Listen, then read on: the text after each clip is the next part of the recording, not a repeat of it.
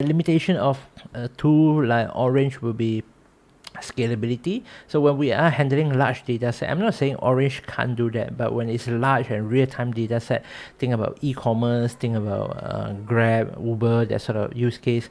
Orange is unable to handle them. Orange will have poor performance, or we require some sort of strategy to divide and conquer.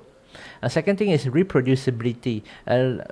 For data science or any scientific project, right, the reproducibility plays an important role. So if I want to repeat and replace some of the steps, I can't just press a button and repeat the same process for 10 or hundreds of different data sets. I really need to manually go in and configure. I know some people will say that I think Orange supports scripting as well, right? But yeah, that's where you need to learn scripting like Python lah.